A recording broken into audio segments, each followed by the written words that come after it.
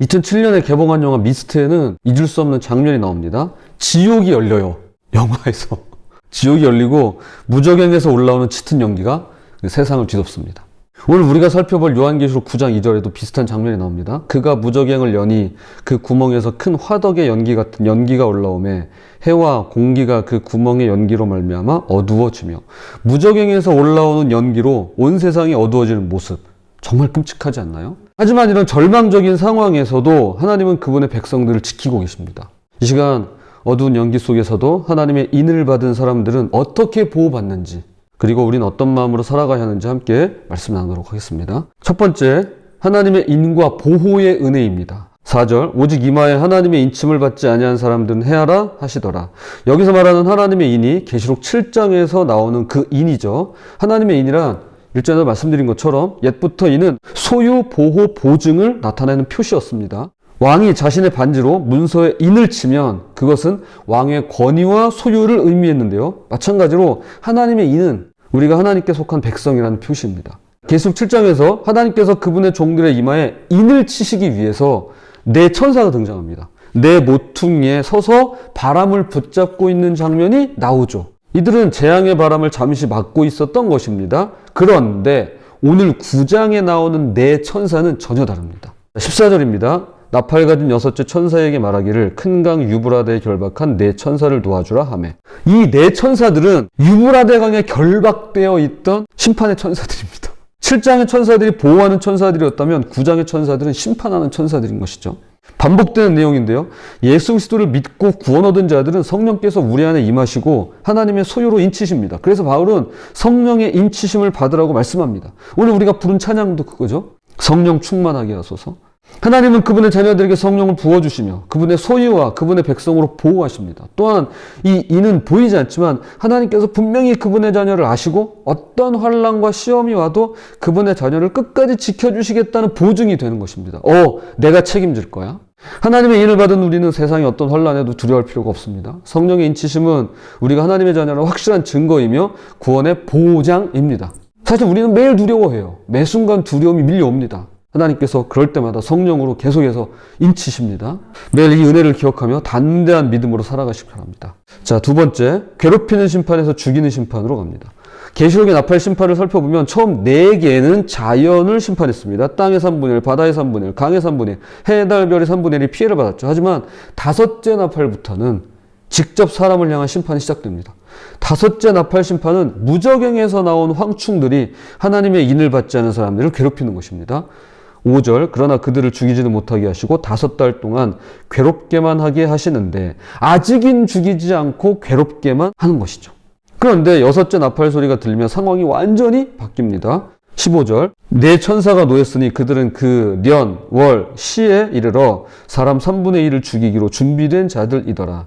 이제는 괴롭히는 것을 넘어서 죽이는 심판이 시작된 것입니다. 실제로 18절에서는 이 세 재앙 곧 자기들의 입에서 나오는 불과 연기와 유황으로 말미암아 사람 3분의 1이 죽임을 당하니라고 말씀합니다. 하나님의 인을 받지 않은 사람들 중 3분의 1이 죽게 되는 것이죠. 여러분, 어제까지만 해도요, 사람이 죽진 않았어요. 그런데 이제 사람들이 죽습니다. 괴롭히는 정도가 아니라 사망을 맞이합니다. 여러분 중에 혹시 어떻게 사랑의 하나님 이룰 수 있냐고 생각하시는 분이 계실까요? 아니, 자비의 하나님이시라며, 경고하시는 하나님이시라며, 어제 그렇게 말씀을 나눴죠. 근데 어떻게 죽이시냐? 라고 말씀하시는 분이 계실까요? 충분히 그렇게 생각하실 수 있습니다. 저도 그렇게 생각합니다. 충분히 그렇게 생각돼요. 이해됩니다.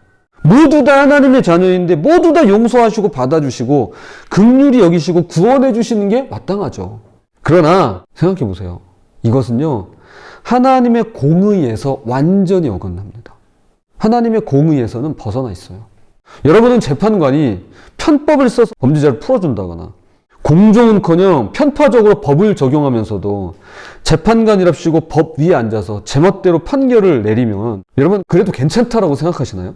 왜 우리 대한민국이 사기공화국으로 이 악명이 있잖아요. 그래서 액수가 많으면 많을수록 이거 사면당하기가 쉽고 오히려 경범죄, 그런 생활범죄들 그런 경우에는 법이 굉장히 가혹하고 그런 이야기들이 있잖아요. 여러분 그래도 괜찮다라고 생각하시나요? 법이 만민 앞에서 평등해야 되는데 그렇지 않아도 괜찮다라고 생각하시나요? 유전 무죄가 괜찮다라고 보시는 건가요? 만약 하나님께 공의와 공정이 없다면 그래도 여러분은 그분을 선하거나 신실하다거나 변함이 없으신 분이라고 찬양하며 따를 수 있으신가요? 하나님은 공의의 하나님이십니다. 공의는 그분의 성품이십니다. 하나님은 우리가 그분의 구원 얻은 백성으로 모두 다 성령의 인치심을 받기를 원하십니다. 그래서 그토록 오래 참으시고 기회를 주시는 겁니다. 괴롭히는 재앙을 통해서라도 사람들이 돌아오기를 기다리고 계시는 거예요. 우리에게 주어진 시간과 기회가 모두 사라지기 전에 주님은 한 사람이라도 더 돌이키기를 원하십니다. 여러분, 사람 3분의 1이 죽으면서까지 하나님은 우리가 돌아오기를 바라고 계시는 거예요. 아직 우리에게는 기회가 있습니다. 살아남은 자들에게는 적어도 기회가 있어요. 그분의 오래 참으심에 감사하고 작은 징계에도 민감하게 반응하면서 즉시 돌이키는 지혜로운 신앙인이 되는 것, 이것이 계시록에서 보여주고 있는 예언의 목적, 재앙의 순기능인 것입니다. 여러분, 오늘은 어제 죽어간 분들이 그토록 바라던 미래잖아요. 그게 이 말씀이에요. 우리가 그런 사망들을 보면서 오늘 말씀을 떠올려야 되는 거예요. 우리에게 주어진 시간과 기회 있습니다. 그분의 공의를 불평하는 대신에 자신의 악함을 회개하는 우리 모두가 되었으면 좋겠습니다. 그런데 충격적인 일이 발생합니다. 세 번째, 교만 때문에 끝까지 회개하지 않는 마음입니다. 20절, 21절입니다. 이 재앙에 죽지 않고 남은 사람들은 손으로 행한 일을 회개하지 아니하고 오히려 여러 귀신과 또는 보거나 듣거나 다니거나 하지 못하는 금, 은, 동과 목석의 우상에게 절하고 또 그 살인과 복술과 음행과 도둑질을 회개하지 아니하더라. 3분의 1이 죽는 것을 보고도 여전히 우상 숭배하고 살인하고 복술, 즉 점을 친다거나 무속을 따르고 음행하고 도둑질하면서 회개하지 않는다라는 것입니다. 예나 지금이나 똑같아요. 이거 달라지지 않아요. 20절, 21절에서 반복되는 표현이 있습니다. 회개하지 아니하더라. 회개하지 아니하더라. 이거 정말 무서운 말씀이죠. 이것이 바로 요한계시록 전체에 흐르는 죄악의 본성입니다. 하나님께서 그토록 많은 기회를 주시고 경고하시고 때로는 징계하심에도 불구하고 끝까지 회개하지 않고 완고한 마음을 놓지 못하더라는 것이죠. 그래서 제가 항상 하는 말이 있죠. 우리는요, 약해서 문제가 아니라 강해서 문제예요. 우린 너무 강해서 문제라니까요. 저요? 뭐 약해 보이죠. 그러나 강해서 문제예요. 너무 강해서, 너무 완고해서 회개하지 않습니다. 아니, 못하는 겁니다. 이것을 성경은 두 글자로 이렇게 표현합니다. 교만. 이게 교만이에요. 시편 4절입니다. 악인은 그의 교만한 얼굴로 말하기를 여호와께서 이를 감찰하지 아니하신다 하며 그의 모든 사상에 하나님이 없다 하나이다. 모든 사상에 하나님이 없다. 모든 사상에. 교만은요, 너보다 내가 잘났어 라고 하는 우둔감 또는 열등감으로 표현됩니다. 나타납니다. 그러니까 뽐내는 거, 남을 깔보는 거, 이렇게 보여줍니다. 하지만 그 근원에는 자아가 너무 강해서, 너무 완고해서 하나님을 인정하지 않는 마음, 하나님 앞에 무릎 꿇기 싫어하는 마음이 자리 잡고 있는 것입니다. 딱 또아리 트고 있는 거예요. 그래서 모든 사상에 하나님 없어 하는 거예요. 밑도 끝도 없어요. 생각을 깊이 해보지도 않았습니다. 이것이 회개를 막는 것이죠. 야고보서 4장 6절에서 하나님이 교만한 자를 물리치시고 겸손한 자에게 은혜를 주신다 라고 말씀합니다. 후회와 회개는 다릅니다. 후회는 결과가 나쁘니까 아쉬워하는 것이고 회개는 하나님 앞에서 자신의 죄를 인정하고 돌이키는 것입니다. 재앙 속에서 살아남은 자들은 후회할 뿐 진정한 회개는 없었던 것입니다. 후회는 하죠. 우리 다 후회하잖아요. 하지만 회개하지 않았습니다. 그러나 하나님의 백성들은 작은 일에도 하나님 앞에 나아가 회개하고 돌이킵니다. 큰 재앙이 와야 깨닫는 것이 아니라 하나님의 말씀을 들을 때마다 우리 마음을 살피고 회개합니다. 이것이 하나님의 인을 받은 성령님께 민감한 분들입니다. 회개는 하나님의 은혜입니다. 회개할 수 있는 마음 자체가 하나님께서 주시는 선물입니다. 매일 하나님 말씀 앞에서 자기 자신을 돌아보고 성령님의 감동하심에 민감하게 반응하며 겸손히 회개하는 삶을 살아가는 우리가 되었으면 좋겠습니다. 말씀의 결론을 맺겠습니다. 영화 미스트의 마지막 장면은 정말 충격적이고 허무합니다. 스포일러임을 미리 밝힙니다. 주인공은 차 연료가 다 떨어진 상황에서 괴물들에게 잡혀 죽느니 차라리 죽는 게 낫겠다고 판단해서 동행자들과 자신의 아들까지 총으로 죽입니다. 그리고 자신도 죽으려고 하는 찰나에 총알이 없다는 걸 알게 돼요. 그는 이제 모든 게 끝이라고 생각하면서 차 밖으로 나와서 죽음을 맞이하려고 기다립니다. 그런데 그때 안개 속에서 군대가 괴물들을 소탕하고 있는 모습을 보게 돼요.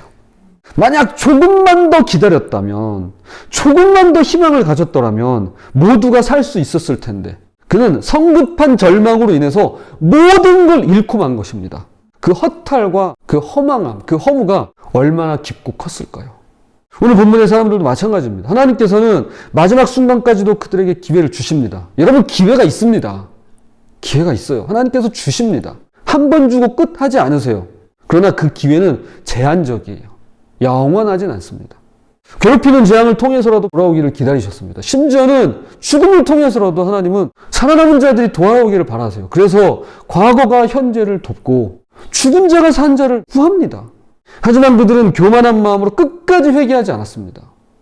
만약 그들이 겸손히 무릎 꿇고 회개했다면 살 수 있었을 텐데 완고한 마음으로 기회를 거부한 것이죠. 이 시간 살펴본 말씀을 통해 분명히 알 수 있는 것은 무적행에서 올라오는 연기가 아무리 짙어도, 황충들이 아무리 무서워도, 유브라데강의 네 천사가 아무리 강해도 하나님의 인을 받은 사람들은 절대 해를 당하지 않는다는 사실입니다.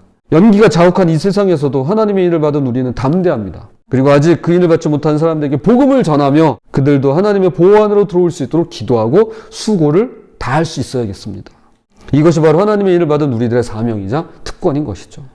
부디 매일매일 하나님의 말씀 앞에서 우리 자신을 살피고 교만한 마음이 부쑥부쑥 나올 때가 있잖아요. 왜 없겠습니까? 제가 그래요, 제가. 그럴 때마다 겸손히 회개하며, 이게 필요한 거예요. 회개하며 무엇보다 하나님의 사랑 앞에 먼저 무릎 꿇는 저와 여러분이 되시기를 주님의 이름으로 부탁을 드립니다.